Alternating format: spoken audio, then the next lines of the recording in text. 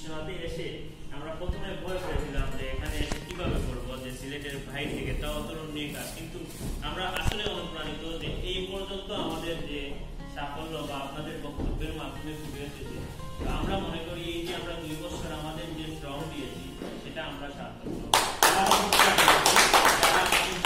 এবং আজকে যারা এসেছে।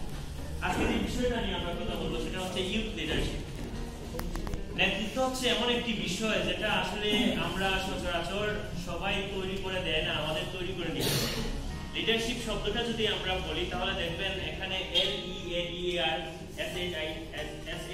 লিডারশিপ, যেটা আমরা যদি শুধু এটাকে ভেঙে শুধু লিডারটা স্পেলিং করি তাহলে দেখেন এর প্রথমেই আমাদের নেতৃত্বের যে লিডিং, যেটা একটা নেতৃত্ব দেওয়া, সেই শব্দটা যদি আমরা বিশ্লেষণ করি তাহলে আমরা দেখতে পারি যে এল শব্দটা দিয়ে আমাদেরকে প্রথমেই বোঝাতে হয় যে আপনাকে লিডার হতে হবে, অবশ্যই লিড দিতে হবে, নেতৃত্ব দিতে হবে। সেই বিষয়টা আপনাদের মধ্যে থাকতে হবে, আমাদের মধ্যে থাকতে হবে। এরপর যদি আমরা দেখি ই শব্দটা, যে ওয়ার্ডটা রয়েছে সেটা হচ্ছে এডুকেশন। আপনাকে নেতা হতে হলে অবশ্যই আপনার শিক্ষার প্রয়োজন রয়েছে। আপনি শিক্ষা ছাড়া কোনো কাজেই নেতৃত্ব দিতে পারবেন না। এটাকে আমি একাডেমিক শিক্ষা বা অন্য শিক্ষা বলছি না, এটা হচ্ছে যে কাজেই আপনি নেতৃত্ব দিবেন সেই কাজে আপনার শিক্ষা প্রয়োজন।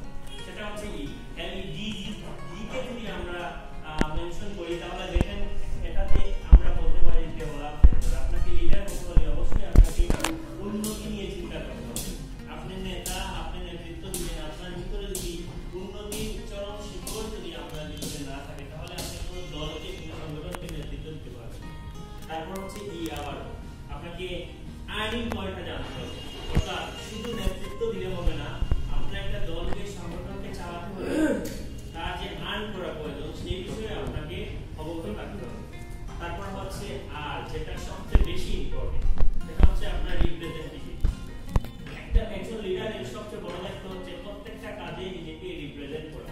আপনারা যদি লিডার নিয়ে চিন্তা করেন যে আমরা যাদেরকে লিডার ভাবি বা আমাদের সমাজে যারা লিডার রয়েছেন তাদের মধ্যে এই গুণাবলী আছে কিনা, যে আমার একজন লিডার বা একজন নেতা আমি যাকে মানি তার ভিতরে রিপ্রেজেন্টেটিভ আছে কিনা, তার ভিতরে ডেভেলপমেন্ট সেক্টরের চিন্তা আছে কিনা, তার ভিতরে লার্নিং সেক্টর আছে কিনা, তার ভিতরে এডুকেশন সেকশন আছে কিনা। এই পারস্পরিক বিষয়গুলো যদি আমরা চিন্তা করি তাহলে অবশ্যই আমাদের ধারণা ক্লিয়ার হয়ে যাবে যে নেতাকে, এবং আমি যদি নিজেকেও নেতা চিন্তা করি তাহলে এই বিষয়গুলো আমাদের মধ্যে আসতে হবে।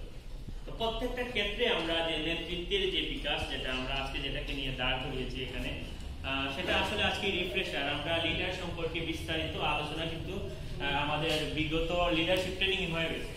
আজকে আমরা এখানে রিফ্রেশার বলতে এটাকেই বুঝিয়েছি যে আপনারা বিগত যে লিডারশিপ ট্রেনিং এর মাধ্যমে কি অর্জন করেছিলেন এবং সেটা বাস্তবে আসলে কতটা প্রয়োগ রয়েছে। তো আমি যেটাই বলেছিলাম যে একজন লিডার বা একজন নেতা, আসলে নেতাকে আমাদেরকে বুঝতে হবে। নেতা হচ্ছেন আমরা সচরাচর যাদেরকে বলি, যারা বিভিন্ন সংগঠন, দল, ব্যক্তি, সংগঠন, পরিবার, বিভিন্ন সেক্টরে কিন্তু তারা নেতৃত্ব দেন, তাদেরকে সচরাচর আমরা নেতা ভাবি বা নেতা হিসেবে গণ্য করি। কিন্তু নেতাকে আরেকটি ভাবে রূপায়িত করা যায়, সেটা হচ্ছে যখন কোনো ব্যক্তি কোনো সংগঠনকে কোনো বিশেষ কাজের জন্য অন্য যারা সদস্য যারা রয়েছেন তাদেরকে প্রভাবিত করেন, তাকে আমরা নেতা হিসেবে গণ্য করি। এই যে নেতার সংজ্ঞাটা আমাদেরকে বুঝতে হবে যে সব জায়গায় আমরা যদি সবাইকে নেতা মানি তাহলে আমাদের কাজ হবে না। নেতা এমন একটি বিষয়, একজন নেতার গুণাবলীর উপরই নির্ভর করে সেই দলের সাকসেস, সেই দলের ভালো দিক, সেই দলের উন্নতি, সেই দলের চরম যে শিখর যেটাকে বলে উন্নতি, সেটা। এখন আমরা যদি সেই নেতৃত্বের জায়গায় দুর্বল হই তাহলে কোনো দলকে, কোনো সংগঠনকে, কোনো সংস্থাকে এগিয়ে নিতে পারবো না। তার আগে আমাদেরকে বেসমেন্ট যেটা, সেটা নেতৃত্ব আমাদেরকে ঠিক করতে হবে।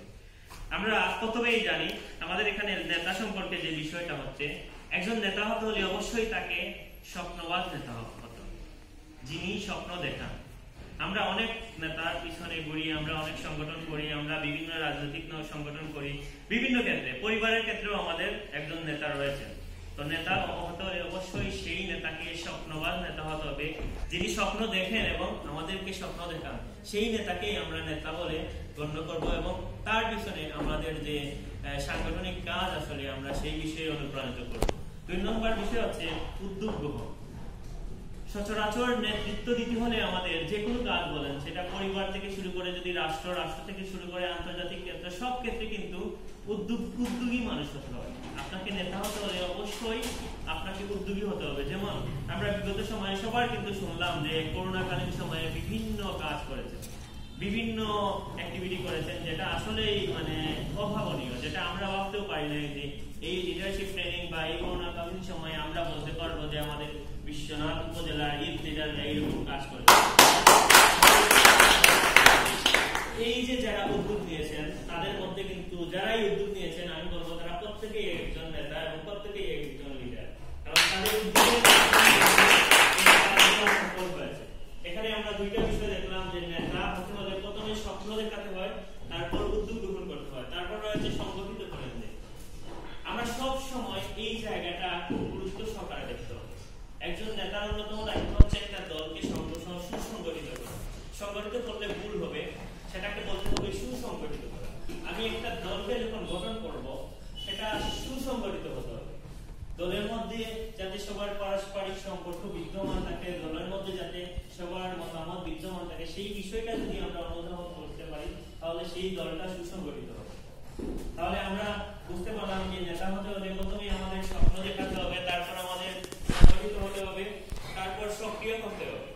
একজন নেতার দায়িত্ব হচ্ছে আমার যে টিম মেম্বাররা রয়েছে আমাদের, আমরা যদি বিশ্বনাথ নিয়ে চিন্তা করি, আমরা সেই শুরু থেকে চিন্তা করি যে আমাদের কোন ওয়ার্ডে কোন সদস্যরা দুর্বল রয়েছে। আমরা প্রতিটা ওয়ার্ডে গিয়ে কিন্তু বলি এটা যে আমাদের এই ওয়ার্ডটা দুর্বল আছে, আমাদের কাজ করতে হবে। এটা হচ্ছে আমাদের নেতৃত্বের একটা অন্যতম গুণাবলী। তারপর নেতার আরেকটা গুণাবলী রয়েছে, সেটা হচ্ছে পরামর্শ দেওয়া। একজন নেতার সবচেয়ে বড় দায়িত্ব যেটা, সেটা হচ্ছে পরামর্শ দেওয়া।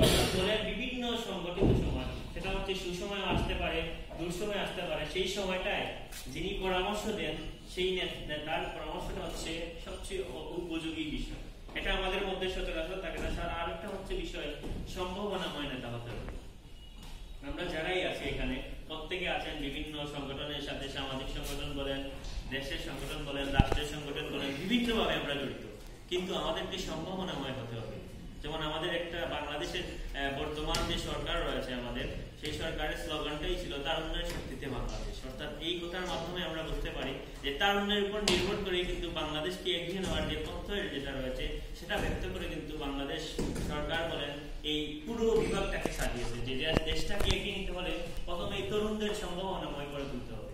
তো এই প্রজেক্টটা দেখেন আমরা শুরু থেকেই সম্ভাবনাময় কিছু তরুণদের নিয়ে কাজ করার অনুপ্রেরণা জাগিয়েছি, এবং যাদেরকে এখানে নিয়েছি আমরা প্রত্যেকেই কিন্তু লিডারশিপের আওতাভুক্ত। আপনারা যারা আজকে আসছেন আপনাদেরকে কিন্তু অবজারভেশন করে এখানে আনা হয়।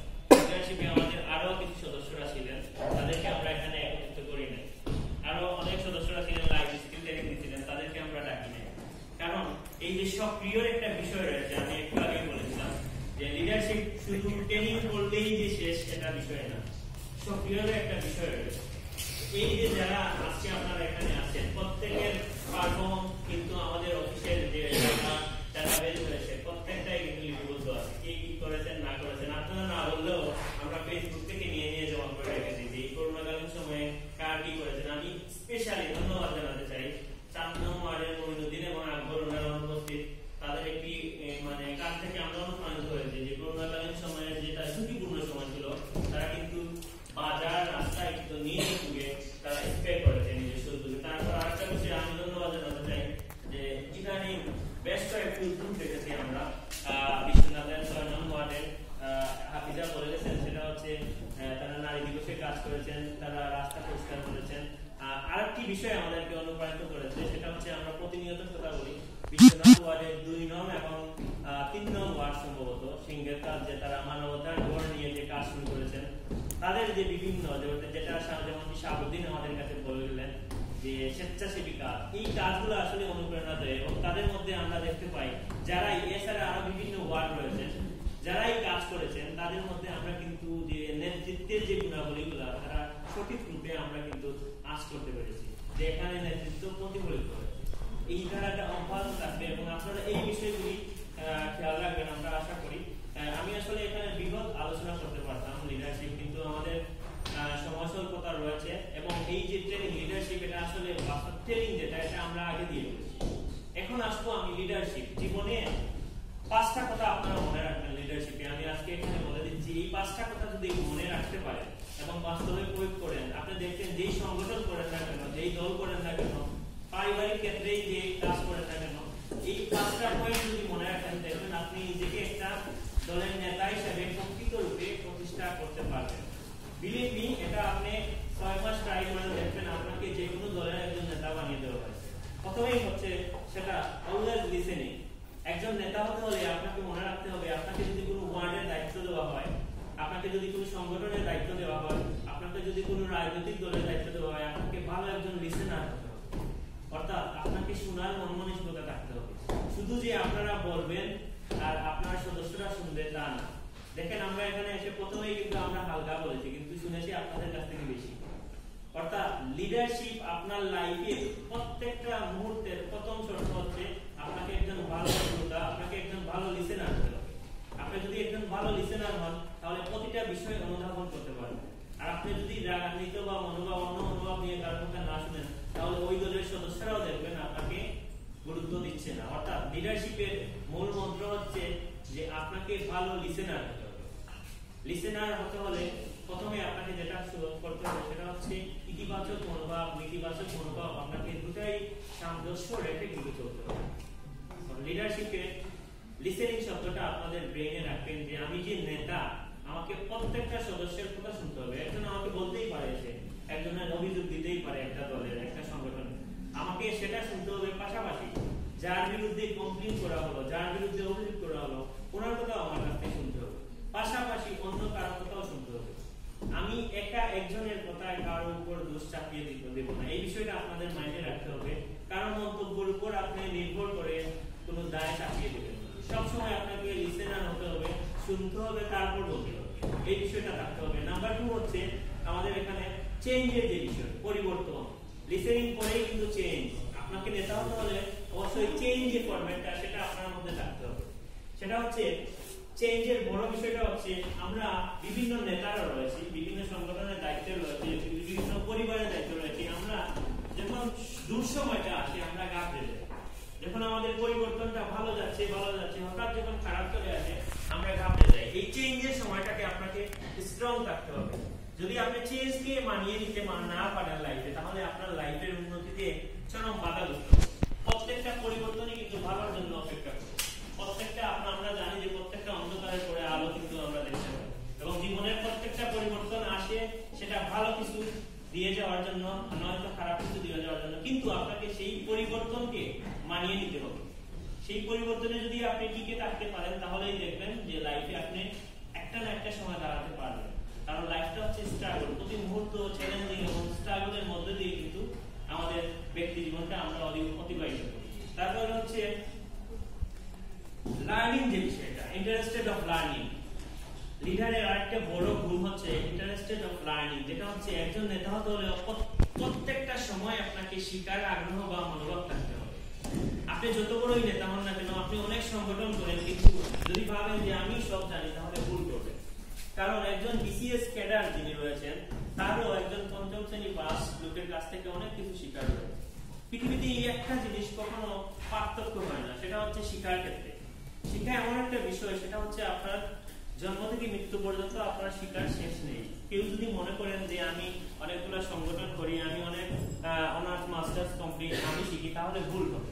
কারণ এই যে আপনাদের কাছ থেকে আমরা প্রথমে বক্তব্যগুলো নিলাম, আমি কিন্তু এখানে নোট করে রেখেছি যে একটা টার্নিং পয়েন্ট, আপনাদের কাছ থেকে যে টার্নিং পয়েন্টটা বললাম যে আপনার করোনাকালীন সময়ে কি করেছেন, একটা প্রজেক্টের সহায়তা করে কি করেছেন। আমি যদি নেক্সট ডে কোনো প্রজেক্ট ডেভেলপ করি, তাহলে আমাদের এই বিষয়গুলো কাজে লাগবে। কারণ আপনাদের এই পয়েন্টগুলো কিন্তু একত্রিত হয়ে আমার এখানে জমা হয়েছে। এই পয়েন্টগুলো দিয়ে আমি বড় কিছু করতে পারি। তাহলে লাইফে আমরা লিডারশিপের 3টা পয়েন্ট পেলাম। প্রথমটা হচ্ছে, মনে আছে প্রথমটা,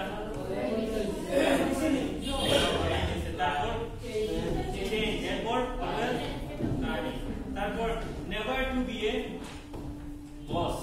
এখানে একটা एग्जांपल দেই, perfect by one kind of আমার boss. Never to be a boss, যেটা হচ্ছে আমাদের তৃতীয় নয়, চতুর্থ নম্বর। নেভার টু এ বস। যখন আপনি কোনো সংগঠনের, কোনো দলের, কোনো টিমে নিজেকে বস মনে করবেন, তখনই আপনি বাধাগ্রস্ত হবেন। যেমন আপনাদেরকে एग्जांपल দেই, পারভেজ ভাই ওয়ান কাইন্ড অফ বস আমাদের, কিন্তু আপনারা কি কখনো দেখেছেন যে পারভেজ ভাই আমাদের মধ্যে কোনো বস পাপ আছে? এটা হচ্ছে একটা টিমের, এটা হচ্ছে একটা ওয়ার্কিং এর, এটা হচ্ছে একটা টিমে কাজ করার গুডউইল, এবং এই সম্পর্কটা থাকার কারণে আমরা আজ পর্যন্ত আমরা যারা আছি বিশ্বনাথ টিমে, আমাদের টিমটা কোনো ফেইলার না, বরং আমরাই সবচেয়ে ফোকাসিং এ রয়েছি।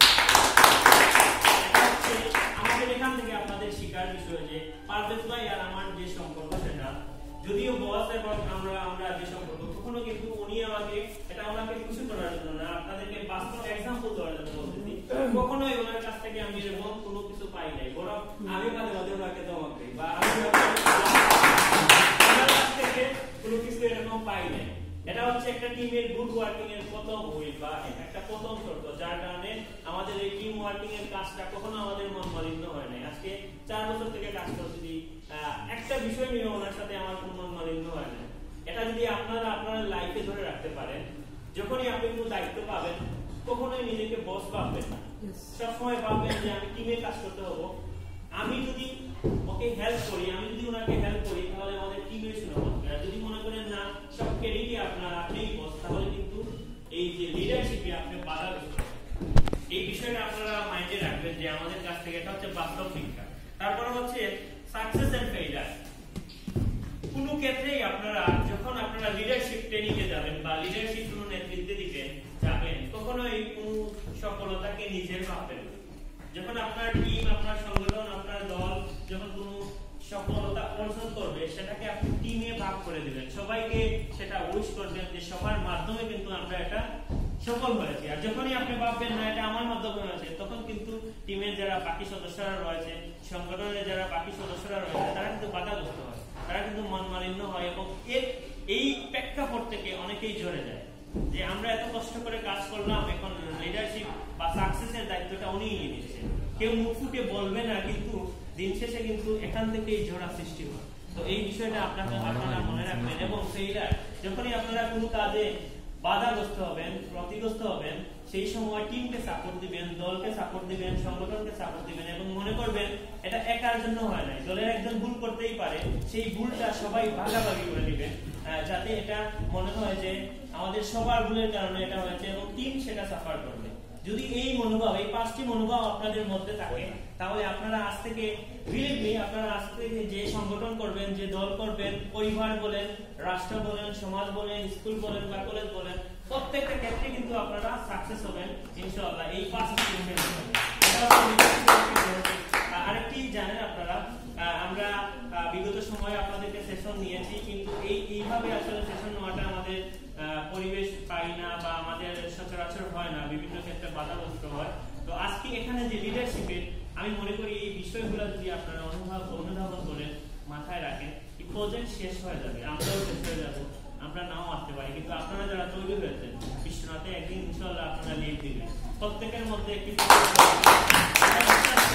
এখান থেকে রাজনৈতিক নেতৃত্ব আসবে, এখান থেকে জনপ্রতিনিধির নেতৃত্ব আসবে, এখান থেকে রাষ্ট্রের নেতৃত্ব আসবে। এটা কোনো ভুল ধারণা না, এবং এটা কোনো অপ্রত্যাশিত না, কারণ আমরা দেখেছি ইতিমধ্যে হাফিজা যে বিবিসি বাংলায় সাক্ষাৎকার দিয়ে সারা বাংলাদেশে রিপ্রেজেন্ট করেছে, সারা সিলেটে রিপ্রেজেন্ট করেছে। এটা আরো আশা করি আমাদের এই প্রকল্প থেকে, আমাদের এই প্রকল্প না, আমাদের এই উপজেলা থেকে নিশ্চয়ই কোনো না কোনো মানুষ একদিন বিশ্ব নেতৃত্ব দেবে। এটা আমরা আপনাদের আজকের এই বক্তব্য, আমরা এই 2 বছর হয়তো আপনাদেরকে কিছুই দিতে পারি, আমিও যদি বলি যে আপনারা আমাদেরকে কিছুই দিতে পারেন, কারণ হচ্ছে এই 2 বছরে 8 দিন, আমরা 8 থেকে 9 দিন বা 10 দিন সেশন করেছি, আপনাদের কাছে সময় হয়তো 8 থেকে 10 ঘন্টা আপনাদের জীবন থেকে চলে গেছে আমাদের জন্য, কিন্তু আমরা জানি যে আমরা হয়তো এই সময় চলে যাওয়ার মাধ্যমেও কিছুটা হলে আপনাদের ব্রেনে ঢুকাতে পারছি, যার কারণে আজকে অনেকেই বলছেন যে এখানে এসে কথা বলতে পারছেন। আসলে এটা আমাদের অবদান না, এটা হচ্ছে আপনাদেরই ব্যক্তিত্ব এবং আপনাদের যে মনের যে একটি সাধনা ছিল, আপনাদের মনের যে একটি অনুপ্রেরণা ছিল, আপনাদের যে উৎসাহ ছিল, যার কারণে আপনারা এই পর্যন্ত আসেন। কিন্তু দেখেন অনেকেই লাইফ স্কিল ট্রেনিং নিয়েছেন, কিন্তু তারা কিন্তু জড়ে গেছে। আমি বলবো না যে তারা ফেইলিয়ার, বাট তাদের আগ্রহটা তেমন ছিল।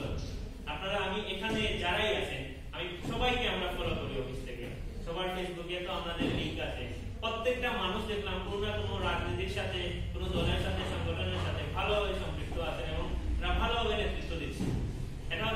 সবচেয়ে মনের একটি অনুপ্রেরণা। আপনার মন যদি স্থায়িত্ব করে যে আমি ভালো কাজ করবো, অবশ্যই আপনি ভালো কাজে অগ্রসর হবেন, এবং এই ভিতর যদি আপনার পিছু পা থাকে তাহলে ভালো কাজ করতে পারবেন। এবং এই সমাজে আপনাকে টিকতে হলে প্রত্যেকটা ক্ষেত্রেই আপনি লিডারশিপ মনোভাব তৈরি করতে হবে। সমাজের নেতৃত্বে আসার জন্য ভালো কাজ করতে হবে, মানুষকে অনুপ্রাণিত করতে হবে, তার মাধ্যমে কিন্তু আপনারা নেতৃত্বে বিকশিত হবে। আমি আরেকটা কথা বলে শেষ করবো এখানে। আমি এই যে 2019 সালে এখানে আসার পর থেকে আমি সিলেটের আগেও বলেছি, আমি সিলেটের বিয়ানীবাজার, সিলেট সদর উপজেলায় অনেক জায়গায় কাজ করেছি, কিন্তু এখানে একটু চ্যালেঞ্জিং হলেও ভালো ফলাফলটা আসছে, এটা ভেবে ভালো লাগে। এই যে আপনাদের মধ্য থেকে দেখেন 350 মধ্য থেকে আমাদের এই যে নেতৃত্বটা চলে আসছে, বা এই যে বক্তব্যগুলো আপনারা দিয়েছেন যে করোনাকালীন সময়ে, এটা কিন্তু একটা বড় সাফল্য বলবো। সবার জন্য আমি আবারও শুভকামনা। আশা করি আমরা 2019 সাল পর্যন্ত আপনাদের সাথে থাকবো, 2021 সাল পর্যন্ত। এই সময়টুকুতে আপনারা যারা রয়েছেন আমাদের সাথে, আমরা আশা করবো আরো ভালো কিছু দেওয়ার, এবং আপনাদের মাধ্যমে আরো ভালো কিছু নেতৃত্ব নিয়ে আসবে বিশ্বনাথ। এই প্রত্যাশা ব্যক্ত করি আমি এই সেশনের এখানেই সমাপ্ত করছি।